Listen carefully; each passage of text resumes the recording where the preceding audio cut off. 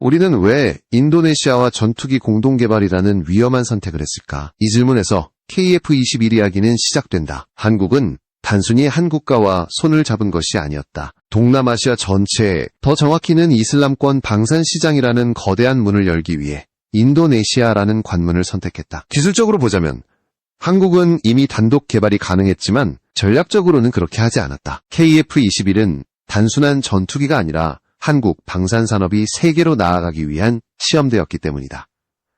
동남아시아 국가들, 특히 이슬람권 국가들은 무기 선택에서 정치적 상징성을 중요하게 본다. 성능이 비슷하다면 같은 이슬람권 국가가 참여한 전투기를 선택할 가능성이 높다. 이 지점에서 인도네시아의 의미가 드러난다. 세계 최대 무슬림 인구를 가진 국가, 동남아의 핵심 국가, 그리고 지역 리더 국가라는 상징성은 KF-21을 국제시장으로 끌어올리는데 결정적인 카드였다. 한국은 이 전략적 계산 아래 인도네시아를 공동개발 파트너로 받아들였다. 그러나 시간이 지나며 이상한 균열이 나타나기 시작했다. 인도네시아의 분담금 문제였다. 공동개발에 참여한다는 것은 단순한 명분이 아니라 실질적인 재정 투입을 전제로 한다. 하지만 인도네시아는 약속한 분담금을 제대로 납부하지 못했고 이 문제는 단순한 재정난 이상의 의미를 갖기 시작했다. 표면적으로는 코로나19, 관광산업 침체 같은 이유가 거론됐지만 시계를 조금만 뒤로 돌려보면 이야기는 달라진다. 인도네시아는 이미 2017년 하반기부터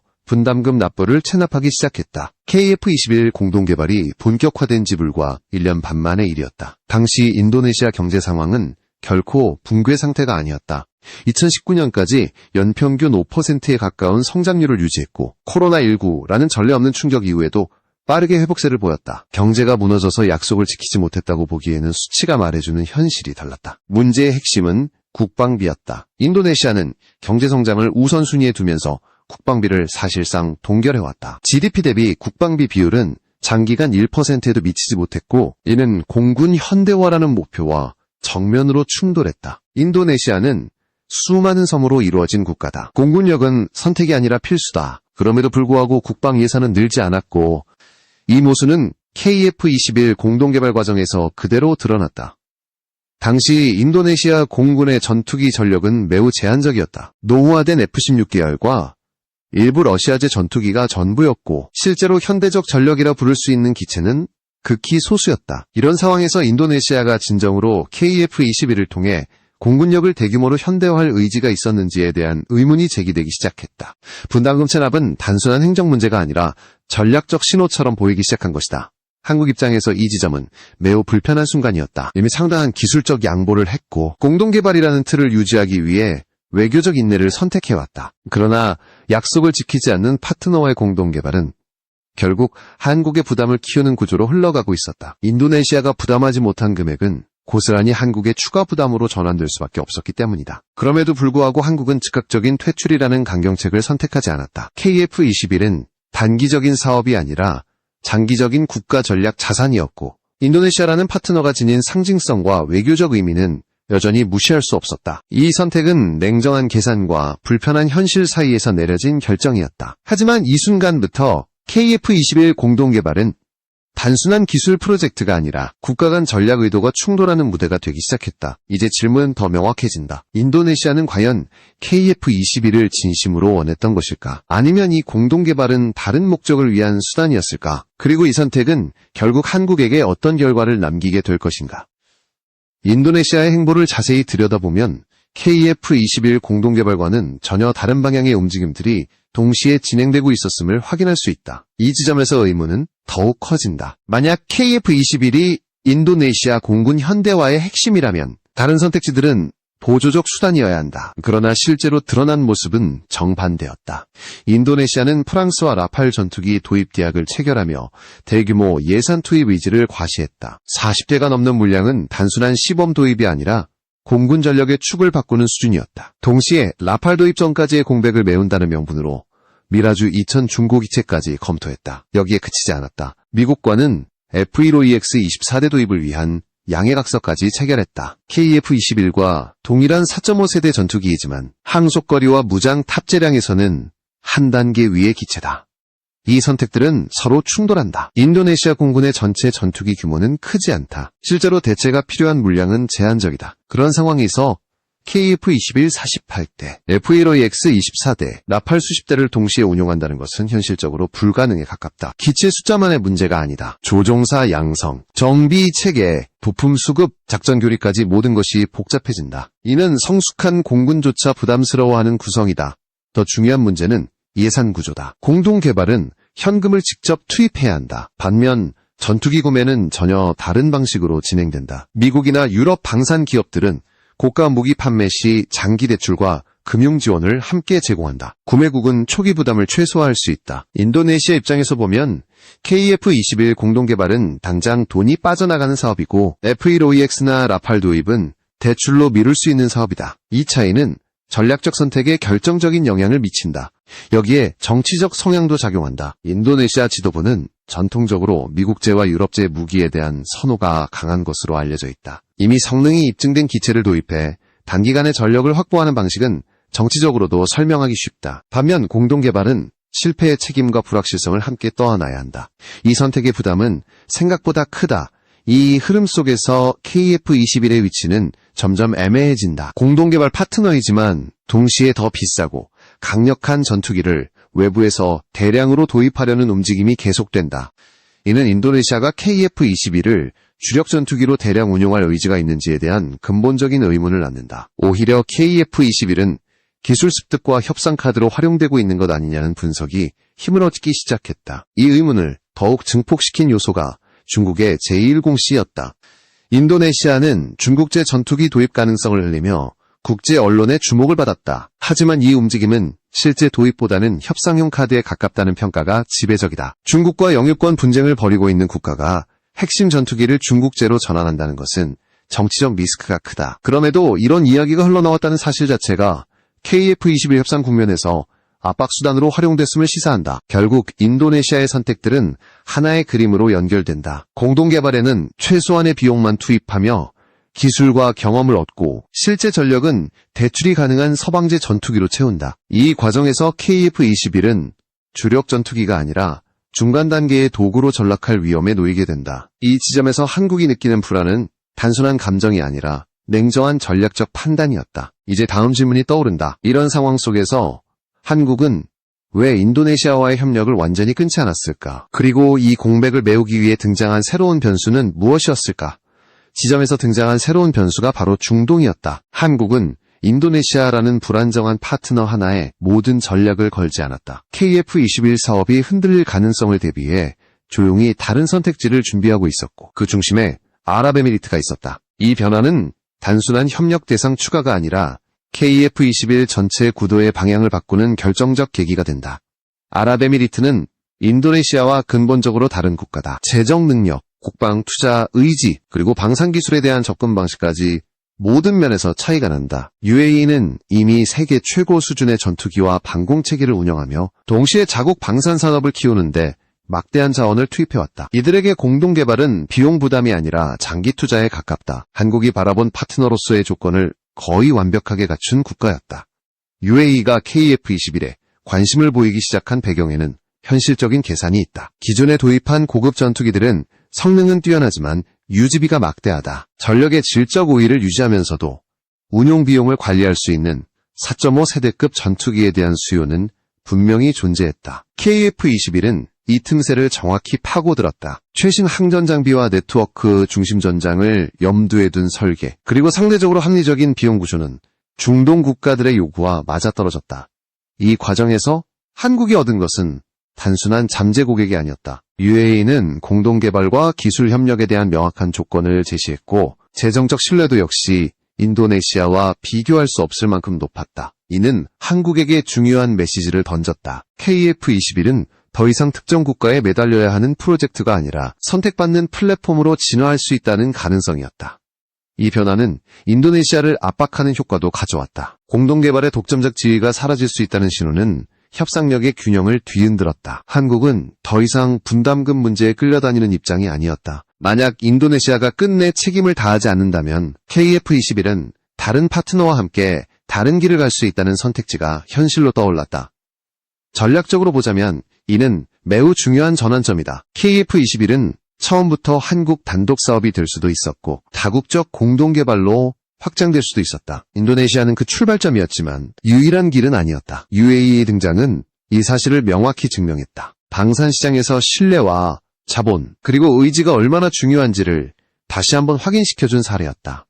이 흐름 속에서 KF21의 위상도 달라지기 시작했다. 더 이상 불확실한 공동개발 사업이 아니라 여러 국가가 관심을 보이는 실질적 전력 후보로 자리 잡기 시작한 것이다. 이는 단순한 외교 성과를 넘어 한국 방산산업 전체의 신뢰도를 끌어올리는 효과를 낳았다. 인도네시아 문제로 흔들리던 사업이 오히려 국제적 경쟁력을 입증하는 계기로 전환되는 순간이었다. 하지만 이 변화가 모든 문제를 해결해주는 것은 아니었다. 인도네시아는 여전히 공동개발 파트너로 남아있었고 그들의 선택과 행보는 KF21의 향후 전개에 계속해서 영향을 미칠 수밖에 없었다. 그리고 이 불확실성은 점차 더 넓은 국제정세와 연결되기 시작한다. 한반도, 러시아, 중국, 그리고 북한이라는 또 다른 거대한 변수들이 서서히 그림자처럼 다가오고 있었다. KF21을 둘러싼 불확실성이 중동에서 새로운 기회를 만들고 있을 때 국제정세의 또 다른 축에서는 훨씬 더 거친 흐름이 전개되고 있었다. 바로 북한과 러시아의 군사협력, 그리고 그 배경에 있는 중국의 존재다. 이 문제는 겉으로 보기에는 KF21과 직접적인 연관이 없어 보이지만 실제로는 한국의 방산 전략과 안보 환경을 동시에 압박하는 요인으로 작용하고 있다. 북한과 러시아의 관계는 단순한 외교적 접근 수준을 이미 넘어섰다. 우크라이나 전쟁이라는 거대한 소모전 속에서 러시아는 병력과 탄약, 그리고 값싼 재래식 전력을 필요로 했고 북한은 이를 제공할 수 있는 거의 유일한 국가였다. 그 대가로 북한은 그동안 접근하기 어려웠던 군사기술과 운용 경험을 얻고 있다. 정찰, 위성, 잠수함 기술, 드론 운용, 재래식 전력 현대화에 필요한 노하우까지 북한 입장에서 보면 지금의 협력은 체제 도약을 위한 현실적인 지름길이다. 이 협력은 불균형처럼 보일 수 있다. 피를 흘리는 쪽은 북한이고 기술을 쥔 쪽은 러시아라는 인식 때문이다. 그러나 북한의 시각에서 보면 상황은 다르다. 지금 북한이 필요로 하는 것은 완성형 첨단 무기가 아니라 뒤처진 전력을 단기간에 끌어올릴 수 있는 실질적인 기술과 경험이다. 러시아는 바로 그 부분을 제공할 수 있는 국가다. 이 교환은 북한에게 매우 계산된 선택이다. 문제는 이 변화가 한국의 안보 환경을 근본적으로 바꾸고 있다는 점이다. 북한의 재래식 전력과 미사일 운용 능력이 조금이라도 안정화되고 고도화된다면 한국이 감당해야 할 위협의 밀도는 급격히 높아진다. 이는 단순히 군사적 긴장 상승에 그치지 않는다. 한국은 더 많은 정찰 자산, 더 강력한 공군력, 더 빠른 대응 체계를 요구받게 된다.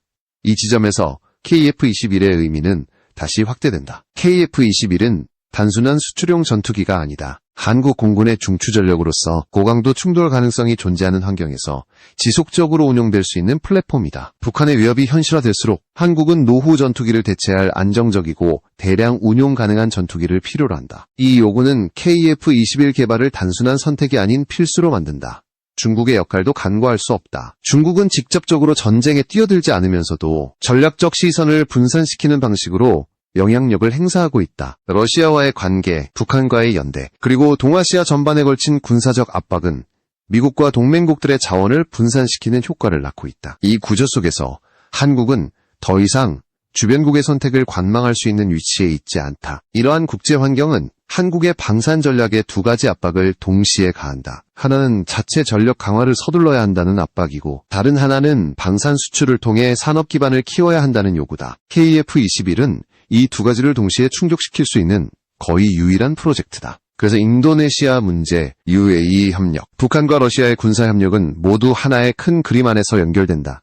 결국 한국이 KF21을 포기할 수 없는 이유는 명확해진다. 이것은 단순한 전투기 사업이 아니라 변화하는 국제질서 속에서 한국이 어떤 위치에 설 것인가를 결정하는 문제이기 때문이다. 그리고 이 선택의 결과는 앞으로 동아시아 안보지형 전반에 영향을 미치게 될 것이다. 이제 시선을 다시 인도네시아로 돌릴 필요가 있다. 지금까지 드러난 모든 정황을 종합하면 인도네시아의 KF21 참여는 처음부터 하나의 목표만을 향하고 있었던 것은 아니다. 겉으로는 공동개발 파트너였지만 실제로는 여러 선택지를 동시에 열어두고 계산적인 행보를 이어왔다고 보는 편이 더 설득력이 있다. 인도네시아가 KF21을 통해 얻고자 했던 가장 큰 가치는 완성된 전투기 자체라기보다 과정에서 축적되는 경험과 기술이었다. 전투기 개발은 단순히 기체를 만드는 일이 아니다. 항공우주 산업 전반에 걸친 설계, 시험, 생산, 품질 관리, 그리고 운용 개념까지 모든 단계가 연결된다. 이 과정에 참여하는 것만으로도 자국 항공산업은 한 단계 도약할 수 있다. 인도네시아 입장에서 공동개발 참여는 일종의 기술학교와 같았다.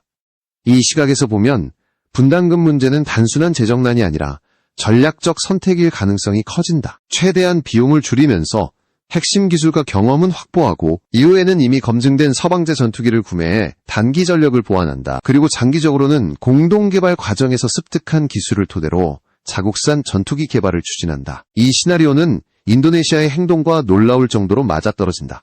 문제는 이 과정에서 한국이 감수해야 할 리스크다. 공동개발이라는 이름 아래 기술 이전과 협력이 이루어졌지만 파트너가 끝까지 책임을 다하지 않을 경우 그 부담은 고스란히 한국으로 돌아온다. 더구나 전투기 기술은 단순한 상업 기술이 아니라 국가 안보와 직결되는 핵심 자산이다. 이 자산이 불완전한 협력 관계 속에서 흘러간다는 점은 결코 가볍게 볼 수 없는 문제다. 이런 이유로 한국 내부에서도 인도네시아의 공동개발 지속 여부를 둘러싼 논쟁은 계속될 수밖에 없다. 외교적 관계와 산업적 이익을 고려하면 쉽게 결단을 내리기 어렵지만 전략적 관점에서 보면 언제까지나 불확실한 파트너를 안고 갈 수는 없다. UAE라는 새로운 가능성이 등장한 배경에도 이러한 현실인식이 깔려있다. 동시에 이 문제는 한국 방산산업의 성숙도를 시험하는 계기가 되고 있다. 과거 한국은 기술을 배우는 입장이었고 공동개발에서 주도권을 쥐기 어려운 국가였다. 하지만 KF-21을 통해 한국은 설계와 통합, 시험 비행까지 주도하는 위치에 올라섰다. 이제는 파트너를 선택하는 입장으로 서서히 이동하고 있다. 인도네시아 문제는 이 전환 과정에서 겪는 불가피한 충돌이라고 볼 수 있다. 이제 남은 질문은 하나다. 한국은 이 복잡한 국제 환경 속에서 어떤 선택을 해야 하는가? 인도네시아와의 협력을 끝까지 유지하며 위험을 감수할 것인가? 아니면 새로운 파트너와 함께 보다 안정적인 길을 모색할 것인가? 이 선택은 KF-21 하나로 끝나지 않는다. 한국 방산산업의 향후 방향, 그리고 동아시아 안보구조 속에서 한국의 위치를 결정짓는 분기점이 된다. 이 결론을 향한 마지막 단계에서 우리는 한국이 얻은 것과 이룰 수 있는 것을 냉정하게 비교해야 한다. 그리고 그 판단의 끝에서 KF-21이 의미하는 진짜 가치를 다시 한번 정리할 필요가 있다.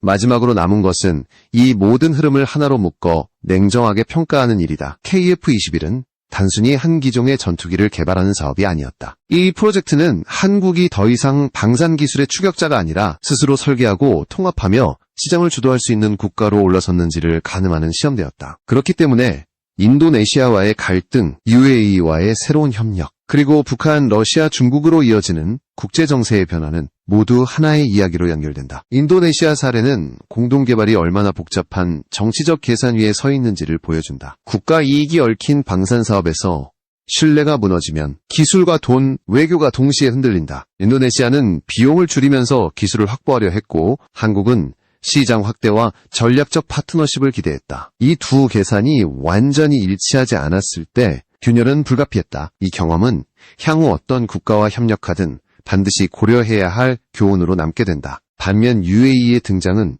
KF-21의 또 다른 가능성을 보여준다. 재정 능력과 명확한 의지, 그리고 장기적인 산업협력을 중시하는 파트너가 등장했을 때 KF-21은 불확실한 프로젝트가 아니라 매력적인 플랫폼으로 인식되기 시작했다. 이는 한국 방산산업이 특정 국가에 종속되지 않고 다양한 선택지를 가질 수 있는 단계에 도달했음을 의미한다. 안보 환경 역시 KF-21의 가치를 재확인시킨다. 북한의 군사적 진화, 러시아와의 협력, 중국을 둘러싼 전략적 긴장은 모두 한국에게 더 강력하고 안정적인 공군력을 요구한다. 값비싼 최상위 기종만으로는 지속적인 대비가 어렵다. 대량 운용이 가능하고 현대적 전장 환경에 최적화된 전투기의 존재는 필수다. KF-21은 바로 그 역할을 맡기 위해 태어났다. 결국 한국이 얻은 가장 큰 성과는 선택권이다. 과거에는 공동개발에 매달릴 수밖에 없었지만 이제는 파트너를 선별하고 조건을 조정할 수 있는 위치에 서 있다. 인도네시아 문제는 아픈 경험이었지만 동시에 한국 방산산업의 성숙을 증명하는 과정이기도 했다. KF-21은 그 과정 속에서 살아남았고 오히려 더 단단해졌다. 앞으로의 길은 분명 쉽지 않을 것이다. 국제 정세는 더욱 복잡해지고 방산시장의 경쟁은 치열해질 것이다. 그러나 분명한 사실 하나는 남는다. KF-21은 더 이상 가능성을 시험하는 실험이 아니다. 그것은 한국이 선택한 방향이며 스스로 책임져야 할 미래다. 이 전투기가 하늘을 날 때 그 안에는 단순한 금속과 엔진이 아니라 한국의 전략, 산업, 그리고 안보에 대한 결단이 함께